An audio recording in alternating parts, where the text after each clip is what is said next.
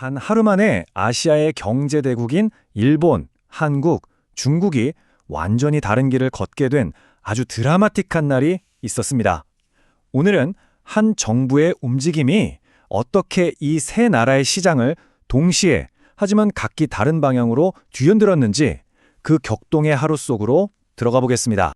네, 바로 이 질문에서 오늘 이야기는 시작됩니다. 정부의 말 한마디 혹은 행동 하나에 대한 두려움이 얼마나 큰 파장을 일으킬 수 있는지, 그리고 그 파장이 일본과 한국, 중국 시장을 어떻게 덮쳤는지 지금부터 함께 보시죠. 바로 이날입니다. 2026년 1월 26일. 이 하루 동안 세 나라의 시장은 마치 잘 짜인 연극처럼, 하지만 전혀 다른 내용의 연극처럼 움직였거든요. 자, 그럼 그 무대 뒤에서는 과연 무슨 일이 있었을까요? 모든 이야기의 시작, 그 진원지는 바로 일본이었습니다. 외환 시장에서 시작된 아주 작은 움직임이 순식간에 아시아 전체를 뒤흔드는 거대한 금융 지진으로 번져 나갔죠. 자, 이 숫자를 한번 보세요. 마이너스 2.81%. 이게 뭐냐면 달러 대비 엔화 환율이 하루 만에 무려 2.81%나 급락했다는 뜻입니다. 다시 말해서 엔화 가치가 그야말로 수직으로 솟구쳤다는 거죠. 이건 정말 비정상적인 움직임이었고 시장은 말 그대로 공포에 질렸습니다. 그렇죠. 아니 도대체 무슨 일이 있었길래 이렇게 환율이 요동을 친 걸까요? 그 배경에는 바로 보이지 않는 정부의 강력한 경고 메시지가 있었습니다. 바로 레이트 체크라는 단어입니다.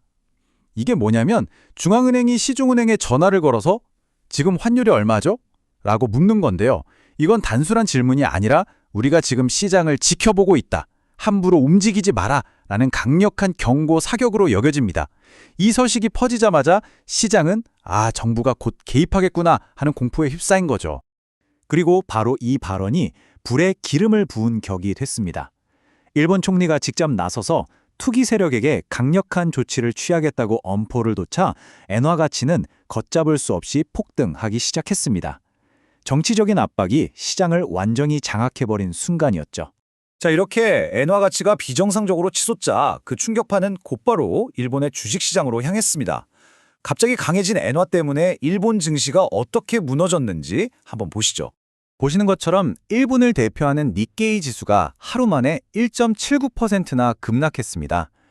엔화가 강해지는 게 왜 주식시장에는 악재가 됐을까요? 그 연결고리는 사실 아주 간단합니다. 핵심은 바로 이거죠. 일본은 수출 기업이 경제의 중심인데 엔화 가치가 오르면 해외에서 일본 제품 가격이 그만큼 비싸지잖아요. 그럼 당연히 물건이 덜 팔리고 기업 실적이 나빠질 거라는 공포가 시장을 덮친 겁니다. 여기에 미국 금리 인상에 대한 불안감까지 더해지면서 투자 심리는 그야말로 꽁꽁 얼어붙었죠. 그런데 정말 놀랍게도 바로 그 시각 바다 건너 한국에서는 믿을 수 없는 일이 벌어지고 있었습니다. 일본 시장이 공포에 떨고 있을 때 한국 시장은 그야말로 축포를 쏘아 올리고 있었거든요. 이 숫자를 좀 보세요. 정말 극적이지 않습니까? 같은 날 같은 시간대에 일본은 마이너스 1.79%, 그런데 한국의 코스닥은 무려 플러스 7.09%, 한쪽은 폭락하고 다른 한쪽은 폭등한 겁니다. 대체 한국에선 무슨 일이 있었던 걸까요? 네, 코스닥 지수가 무려 4년 만에 상징적인 숫자죠. 1000포인트를 뚫어냈습니다. 투자자들 사이에서 천스닥이라고 불리는 그야말로 꿈의 고지를 넘어선 겁니다. 시장은 완전히 축제 분위기였어요. 시장이 얼마나 뜨거웠냐면 장중에 매수 사이드카라는 게 발동될 정도였습니다. 이게 뭐냐면 너무 빠른 속도로 주식을 사려는 주문이 몰리니까 시장이 과열되는 걸 막기 위해 잠시 거래를 멈추는 일종의 안전장치거든요. 그만큼 매수 열기가 광적이었다는 증거입니다. 그럼 도대체 누가 이렇게 시장을 끌어올렸을까요? 이 그래프를 보면 명확해집니다. 기관 투자자들이 무려 2조 6천억 원이라는 어마어마한 돈을 쏟아부으면서 상승을 이끌었고요. 반대로 개인 투자자들은 2조 9천억 원어치를 팔면서 이익을 챙겼습니다. 거대한 자금이 움직이면서 만들어낸 한편의 드라마였죠. 이 엄청난 폭등 뒤에는 정부 정책에 대한 기대감도 있었지만 무엇보다 2차 전지, 로봇, 바이오 같은 미래 성장 산업에 대한 시장의 폭발적인 관심이 있었습니다. 에코프로나 레인보우 로보틱스 같은 대표적인 성장주들은 하루에 20%가 넘게 치솟으면서 시장의 불길을 더 키웠습니다. 제1부는 급락하고 한국은 폭등하는 이 혼돈 속에서 거인 중국은 과연 어떤 모습을 보였을까요?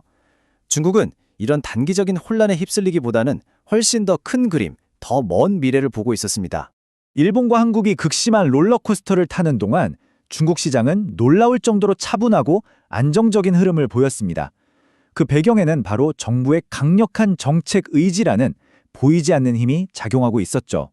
바로 이 한마디가 중국 시장의 방향을 명확하게 보여줍니다. 시진핑 주석이 직접 인공지능, 즉 AI를 시대를 바꾸는 기술이라고 못 박으면서 중국의 모든 정책과 자본이 이 기술 패권을 향해 움직여야 한다는 강력한 신호를 시장에 보낸 셈이죠. 그리고 이건 그냥 말로만 끝난 게 아니었습니다. 실제로 위안화 가치를 안정적으로 관리해서 금융시장을 다잡고 홍콩 시장을 지원하는 한편 알리바바나 텐센트 같은 거대 기술 기업들이 AI 혁신에 뛰어들도록 독려하는 등 아주 구체적인 행동으로 나타났습니다. 이 모든 게 기술 자립이라는 하나의 큰 목표를 향한 일관된 움직임이었던 거죠. 자, 일본의 하락, 한국의 폭등, 그리고 중국의 안정. 단 하루 동안 펼쳐진 이 세 나라의 드라마를 통해 우리는 과연 무엇을 읽어낼 수 있을까요? 이 복잡하고 혼란스러운 하루가 우리에게 던지는 핵심 메시지들을 한번 정리해 보겠습니다. 첫째, 정부의 개입 위협은 실제 행동보다 더 무서운 무기가 될 수 있다는 겁니다. 둘째, 아시아 경제가 일본처럼 전통적인 수출 경제와 한국처럼 기술 중심의 성장 경제, 이렇게 두 개의 다른 속도로 움직이기 시작했다는 점입니다.